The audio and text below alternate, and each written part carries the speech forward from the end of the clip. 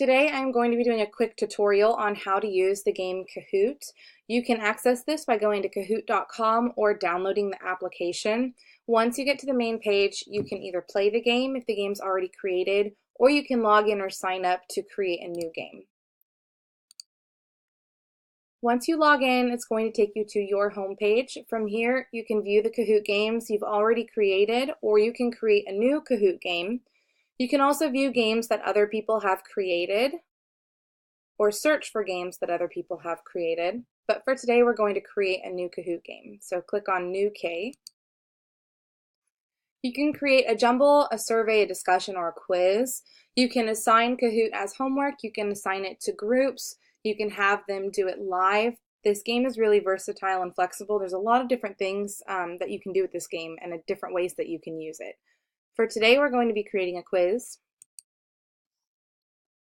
The title is going to be Interpersonal Comm.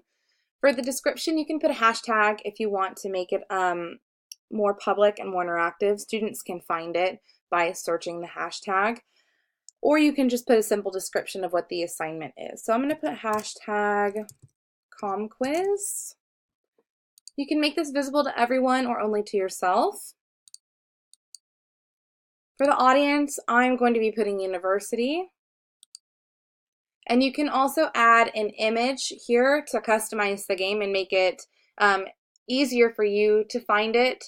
If you have a lot of different games in your My Kahoots, it's easier if you pair an image with the game or what the game's going to be about. Once you hit OK, go, it's going to bring you to your quiz, and this is where you start creating the quiz by adding questions. So click on Add Question. For the first question, I'm going to put, what is one of the primary emotions? For today's quiz, I'm going to set it at 20 seconds. You can do anywhere from 5 seconds all the way to 120. A cool feature about this game is that if you set your question for, say, 10 seconds and they finish answering in 5, it will move on to the next question. So it doesn't make the students wait the full 10 seconds. Once everyone's answered it, it moves on to the next question. You have to have at least 2 answers. You can have a maximum of 4. And again, you can add an image to each question just to make it more customized. I'm going to put grief and joy, and then I'm only going to do 3 answers, so for the third one I will do embarrassment. So the correct answer would be joy. Whatever the correct answer is, you can go ahead and just check the green mark next to it.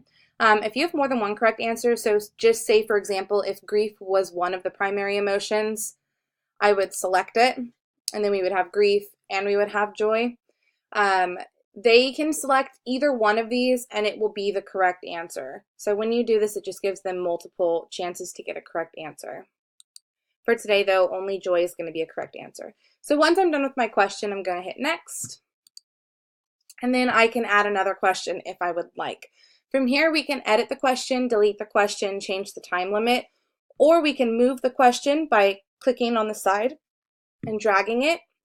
But there's a cool feature that I'll talk to you about in just a second to where it will randomize the questions for you. For today, I'm going to move on. I'm just going to be doing one question. So once I'm done, I'm going to hit save.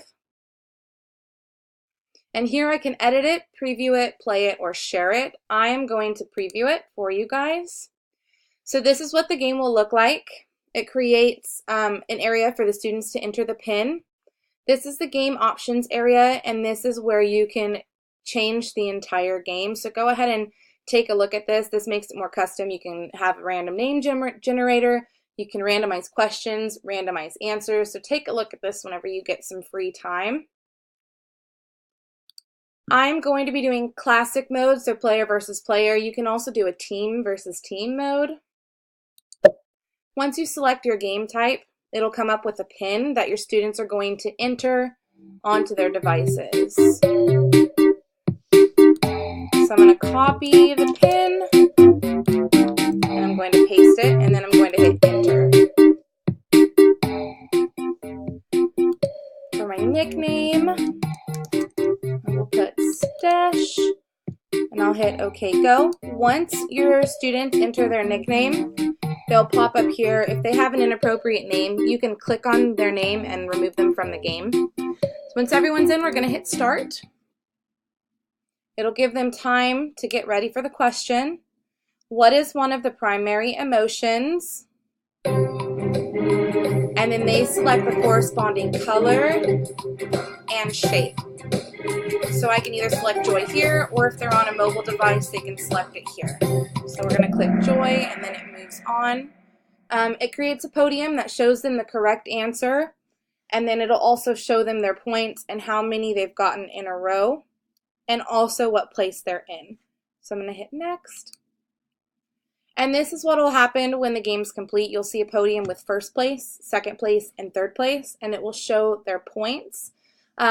Throughout the game, it also gives them information. So like it says colossal result right here. It'll do that throughout the game. So it'll say, you're heating up, great job, hot streak. It'll give them words of encouragement, which is really great, and the students seem to react really well to that. So once you're done, if you want the results or you want to print out the results, you can always open it up and print it out. That way, if you are doing it for credit, you know exactly how many questions the students got right or what their score was. That is a quick tutorial of how to use the game Kahoot. You can always go to Kahoot.com, and they have tons of tutorials on the website, but I encourage you to use this in your class and to go online and go ahead and check it out.